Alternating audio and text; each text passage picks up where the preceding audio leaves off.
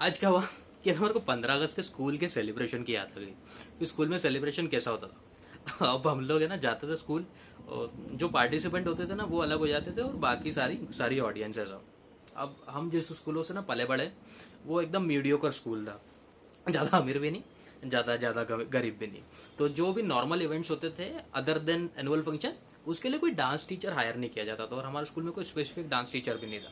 तो वो जो ऐसे टीचर होते हैं ना जो जो जिनको थोड़ा सॉफ्ट कॉर्नर मिला हुआ रहता है टीचर से, थोड़े थुले थुले होते हैं, गोरा चेहरा होता है, और प्रिंसिपल सर को लगता है कि वो डांस सिखा सकते हैं, लेकिन रियलिटी हम लोगों को पता होती है कि दे कैन नॉट। ठीक है, लेकिन उनकी ना डांस स्टेप जो होती है ना वो थोड़ी फिक्स होती है कि हर गाने में वो डांस स्टेप को बिठा सकते हैं। ठीक है, हमारे स्कूल में क्या है कि ना एक स्टेप उनकी ना सबसे पहली वो ऐसी थी, वो ये ऐसे करके, ठीक है, वो हर गाने में फिट करवा सकते थे। और एक दूसरी स्टेप उनकी थी, वो 2 हाथ नीचे करवाते थे, वो 2 हाथ ऊपर। ठीक है, ये 1 2 3 4 या आप कोई भी गाने में लगवा दो वो फिट कर देंगे। अब साला 15 अगस्त का दिन है, ठीक है, और जाहिर से बात है गाना होगा वो ओ हो, सारे बच्चे स्टेप कर रही है। ठीक है, ये ओ, उसके बाद फिर वापस वो उसके बोल आए, बच्चे स्टेप कर रहे मेरे देश की धरती ओ। ठीक है, तो ये हमारे स्कूल में इस तरीके का डांस होता था। आप विश्वास नहीं करोगे, एक बार क्या हुआ कि फंक्शन के बाद में कोई कोई ऐसा दिन था, मैं रिमेम्बर नहीं कर पा रहा हूँ, कोई फाउंडेशन डे या ऐसा कुछ था। तो क्या हुआ कि वो बच्चे आते नाम लिखने के लिए, ठीक है, कि जिन जिनको भी नाम लिखवाना है डांस के लिए वो लिखवा दो। अब अंदर लिखवा दे, क्यों, अपने को वाली डांस की स्टेप आ गई थी।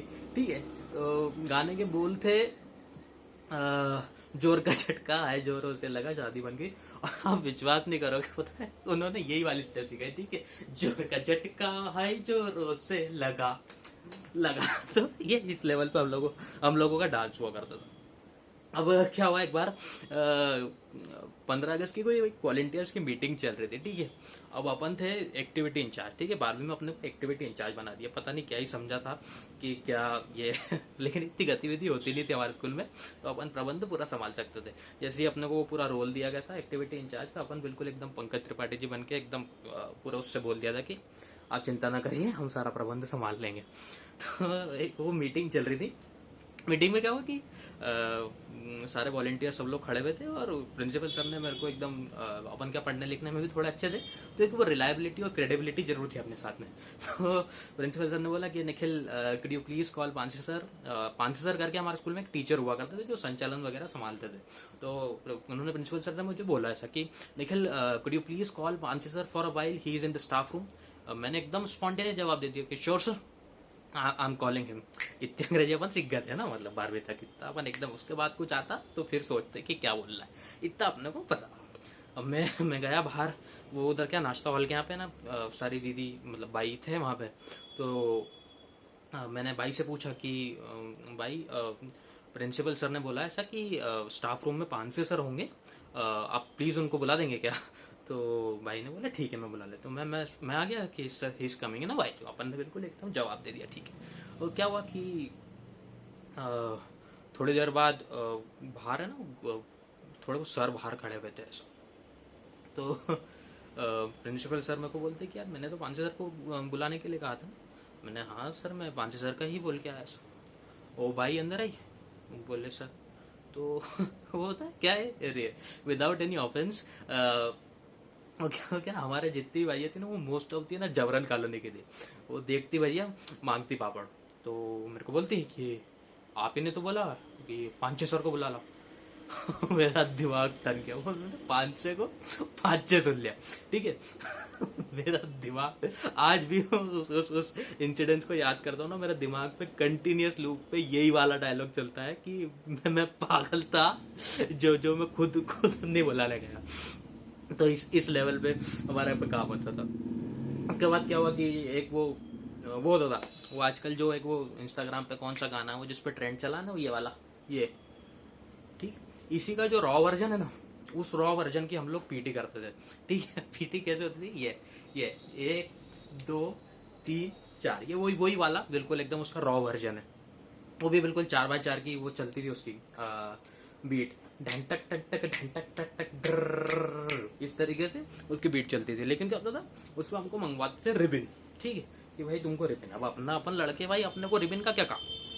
इस चक्कर में हमारी बहनें आ जाती पावर में कि यार बोले इसको चाहिए रिबिन।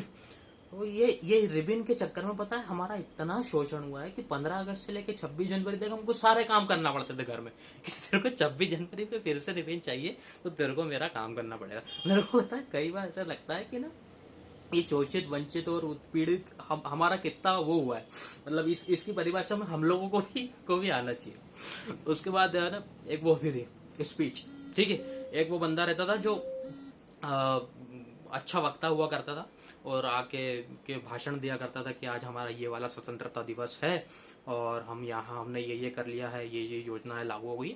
और अंत में विदाउट एनी कॉन्टेक्स्ट वो हर विद्यालय में पता है वो कविता इस्तेमाल होती थी दुष्यंत कुमार जी की, ठीक है, कि हो गई है पीर पर्वत सी पिघलनी चाहिए, इस हिमालय से कोई गंगा निकलनी चाहिए। अरे भाई मेरे को वो मिल जाए ना किसी दिन, अभी उसको सबसे पहले ना कसोल पकड़ के ले जाऊंगा, अब बता भाई तेरे को क्या पिघालना। तो इस तरीके की ना बहुत सारी चीजें होती थी। फिर है ना एक बार मैंने ना म्यूजिक में भी पार्ट लिया था। तो अपन क्या इतने सुरीले तो थे नहीं, लेकिन अपन ने सोचा कि यार एक बार तो पार्टिसिपेट करेंगे यार, नहीं तो फिर अपनों को कम मौका मिलेगा। अपन ने ले लिया। अब वहां पे क्या होता था ना कि थोड़े बहुत अच्छे गायक होते थे, थोड़े बहुत ऐसे जो कोरस वाले होते थे। अब जो भी वहां पे जो परफॉर्मेंस रहती थी ना उसका अरेंजमेंट कैसे होता था कि ऐसे 2 गायक ऐसे खड़े रहेंगे, एक ऐसा, ठीक है, उसके आगे यहाँ पे फिर 2 ये, फिर एक बीच में 2 ये, और जो आगे वाले हैं ना उनको 3 माइक लगा दिए जाते थे और बाकी वालों को क्या है मतलब थोड़ी लिपसिंग करना होती थी और थोड़ा कोरस करना होता था। अपन खड़े होगा ये पीछे वाले में, ऑब्वियस की बात है कि अपन आगे नहीं खड़े हो सकते थे, ठीक है। अब वो गाने के बोल है हमको सिखा दिया जाता था कि तुमको ये हाथ के ऐसे रखना है और जो तुमको पाँव से रिदम देनी है और ये ऐसे तुम्हारी बॉडी चलना चाहिए। अपन ये भी सीख गए थे, अपन ने वो वाली डांस की स्टेप भी सीख ली थी और अपन ने ये वाला भी सीख लिया, ठीक है। तो क्या होता था कि गाने के बोलते हैं संदेश से आते हैं हमें तड़पाते हैं, तो वो बिल्कुल जो अच्छे गायक होते थे वो बिल्कुल सुर में गाते थे, संदेश से आते हैं हमें तड़पाते हैं कि चिट्ठी आती है कि पूछे जाती है। अब उसके बाद हम लोगों का रोल आता था, हम सारे बिल्कुल जितने भी थे वो कोरस वाले कि घर कब आओगे, लिखो कब आओगे कि तुम बिन ये घर सूना इस तरीके से हमने गायन वायन भी कर लिया। तो ये इस तरीके से हम लोग का सेलिब्रेशन होता था, सारी एक्टिविटीज हो जाती थी। और जो 5वीं 6वीं के बच्चे वो आज भी पता है वो यही बातें करते हैं कि यार तेरे को पता है भाई ये हमारा स्कूल है ना, ये ना कब्रिस्तान की जमीन पे बना है। और साला हमारे स्कूल में तो कब्रिस्तान के बिल्कुल करीब ही था। आज भाई सोचो तो लगता है कि यार ये बच्चे बात तो बिल्कुल वो करते थे। उसके बाद क्या हुआ कि वो एक ना भाषण होता था, वो मेरे को याद आया वैसे वो भाषण आता था एक ट्रस्टी के भाषण में क्या होता था कि वो सारी वो बताते थे। और मैं था ना बहुत छोटा था 5वीं 6वीं में, लेकिन था सी सेक्शन वाले बिल्कुल एकदम खुराफात, ठीक है। तो क्या हुआ कि वो बात करते थे ऐसा कि स्कूल ने इतनी तरक्की कर ली है, इतने बच्चे मेरिट में आए। साले हम बात करते यार 15 अगस्त को इतने बच्चे मेरिट में आ गए तो 26 जनवरी तक तो कितने आ जाएंगे। हमारा दिमाग किस तरीके से चलता था। ठीक है, ऐसे बहुत सारे को है क्या बोलते हैं यादें हैं स्कूल की जिन को गुदगुदाते हुए हम बड़े हो गए और मतलब अपने अपने क्षेत्रों में सब लोग अच्छा कर रहे हैं। On a very serious note आप सभी को स्वतंत्रता दिवस की बहुत सारी शुभकामनाएं।